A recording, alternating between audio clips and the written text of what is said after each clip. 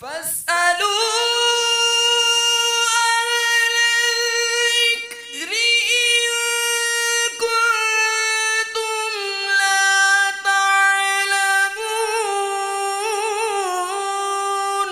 تو اے لوگو علم والوں سے پوچھو اگر تمہیں علم نہ ہو۔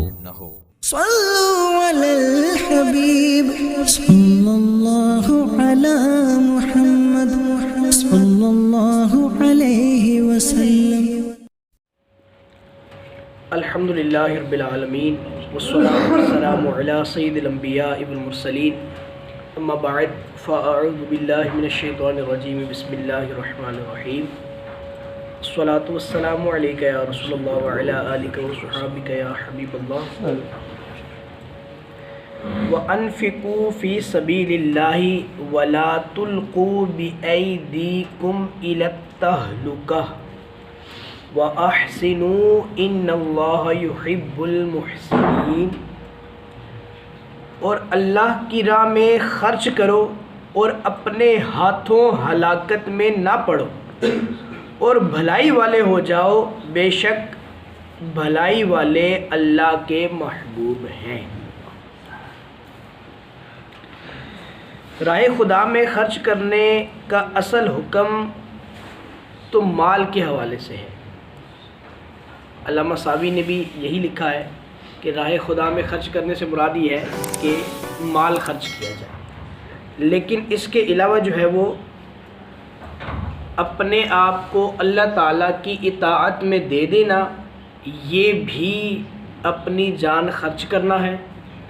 اور اگر خدا نخواستہ گناہوں کی طرف رجحان ہو جائے تو یہ ہلاکت میں پڑنے کا سبب ہے۔ اس کے علاوہ اس آیت کے 5-6 معنی اور بھی بیان کیے گئے ہیں، مختلف تفاسیر میں آئے ہیں، مختلف احادیث میں آئے ہیں، وہ سارے انشاءاللہ سنتے ہیں، پھر اس کا مفہوم نکالتے ہیں۔ صحیح بخاری میں ہے یہ آیت خرچ کرنے کے متعلق نازل ہوئی، پہلا معنی۔ دوسرا یہ ہے، اچھا ہلاکت کا معنی، چونکہ اپنی جان کو ہلاکت میں ڈالنا اور اپنی جان خرچ کرنا، یہ دونوں معنی یہاں پر ہم نے اس آیت کے ہم نے دیکھنے ہیں۔ راہ خدا میں خرچ کرنا بند کر کے یا کم کر کے اپنے آپ کو ہلاکت میں نہ ڈالو، یعنی خرچ نہیں کرو گے تو ہلاکت میں پڑو۔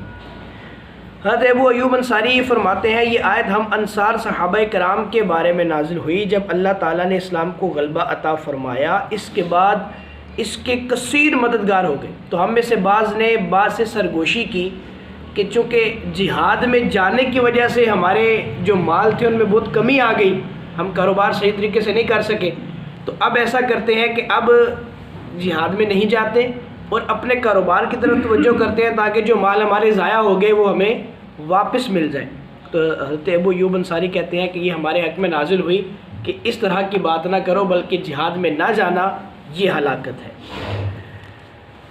انصار، ایک تیسرا معنی اس کا یہ بیان کیا گیا ہے کہ انصار جو ہیں وہ جتنا چاہتے تھے اللہ کی راہ میں خرچ کرتے رہتے تھے۔ ایک سال ایسا آیا کہ قحط کا آیا اور ان کے مالوں میں بہت زیادہ کمی ہو گئی، تو انہوں نے خرچ کرنے کے لیے ہاتھ کو روک دیا۔ اس پر یہ آیت نازل ہوئی کہ اگر اللہ کی راہ میں خرچ نہیں کرو گے تو اپنے آپ کو ہلاکت میں ڈالو گے۔ چوتھا معنی حضرت نعمان بن بشیر کہتے ہیں کہ کوئی شخص گناہ کرتا ہے اور کہتا ہے کہ میری بخشش نہ ہوگی، اس پر یہ آیت نازل ہوئی۔ یعنی یہ ہے کہ گناہ کرے گا، گناہ پر بخشش نہیں ہوگی تو یہ ہلاکت میں پڑنے کا سبب ہے۔ تو اس کے متعلق یہ آیت نازل ہوئی کہ اپنے آپ کو جان بوجھ کے ہلاکت میں نہ ڈالو گے، یعنی یہ خود سے ہی نہ کہنا شروع کر دو کہ میری بخشش نہیں ہوگی۔ بخشنا اللہ کا کام ہے، جس کو چاہے بخش دے اور جس کو چاہے نہ بخشے۔ اب خلاصہ کلام کیا ہے؟ خلاصہ کلام یہ ہے کہ ہر نیکی جو ہم کر سکتے ہیں اس کو چھوڑ دینا یہ ہلاکت میں پڑنے کا سبب ہے، اور ہر وہ نیکی جو ہم کر سکتے ہیں اس کو کرنا یہ اللہ کی راہ میں اپنی جان خرچ کرنے کے متبادل ہے۔ جتنی نیکی ہمیں پتہ چلتی جائے، چاہے وہ جہاد کے تعلق سے ہو، چاہے وہ مال خرچ کرنے کے تعلق سے ہو، چاہے وہ حج کرنا ہے، چاہے وہ زکوٰۃ دینا ہے، چاہے وہ روزہ رکھنا ہے، چاہے وہ نماز پڑھنا ہے، جتنی بھی نیکیاں ہیں وہ کرنا کیا معنی رکھتا ہے؟ وہ اللہ کی راہ میں خرچ کرنا، جان کے ذریعے ہو یا مال کے ذریعے ہو۔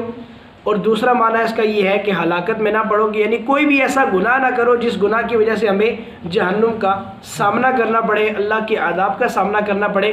اور اس میں سب سے بڑا معنی جو خود ہلاکت کا سب سے ظاہر معنی ہے وہ کیا ہے؟ یہ چھٹا معنی بیان کیا گیا، خودکشی۔ خودکشی کرنا جو ہے یہ بالکل ظاہراً اپنی جان کو ہلاکت میں ڈالنا ہے۔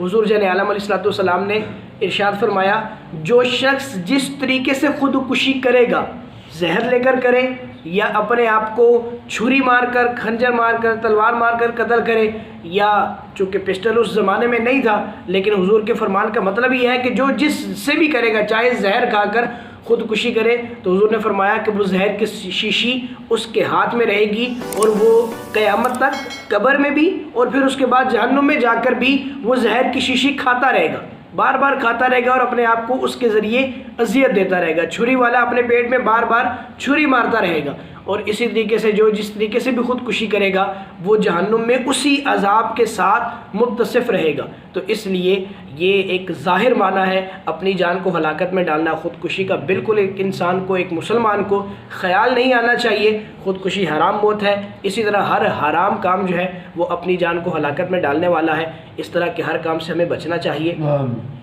اور خودکشی، یہ دیکھیں جب ہم خودکشی کا ارادہ کرتے ہیں، خدا نخواستہ اگر کسی کے ذہن میں کوئی ایسی بات آئے، وہ زندگی سے معاملات سے تنگ آ جائے اور وہ خودکشی کی طرف کرنے کی طرف چلا جائے، تو وہ یہ دیکھے کہ وہ جو حرام موت ابھی مرنے والا ہے، وہ اگر یہ حرام موت اختیار نہ کرتا، کیونکہ سانس تو اتنے ہی ہیں جتنے ہیں، سبب ہم نے خود چن لیا، اگر سبب اللہ کی طرف سے بنے تو کوئی گناہ نہیں ہے۔ مطلب ایکسیڈنٹ ہو جائے، خدا نخواستہ کچھ بھی مطلب اس طرح کا معاملہ ہو جائے، جو بھی موت کی جیسے دنیا میں ہمارے یہاں اسباب پائے جاتے ہیں، ان میں سے کوئی سبب اگر اللہ کی طرف سے آئے تو وہ اس معاملے سے بچ جائے گا، لیکن وہ خود اپنے ہاتھ سے اختیار کرے گا تو کتنے بڑے گناہ کا سبب ہے۔ وہ تھوڑا سا صبر کر لیتا تو اس وقت میں تو اس نے ویسے بھی اس دنیا سے چلے جانا تھا، کوئی اور سبب بن جاتا۔ تو اس لیے خودکشی کا بالکل ذہن میں خیال نہ لائیں، اپنے معاملات کو سدھارنے کی کوشش کریں، صبر اور رضا کے ساتھ اللہ کی بارگاہ میں توبہ کریں، رجوع لائیں۔ انشاءاللہ اللہ جو مشکل وقت ہے جس کی وجہ سے ہم خودکشی کرنے پر مجبور ہوئے ہیں، اللہ اس کو توبہ کے ذریعے جو ہے وہ ٹال دے گا۔ اللہ مجھے اور آپ کو ایسے ہر برے کام سے بچنے کی توفیق عطا فرمائے۔ آمین بجاہ نبی۔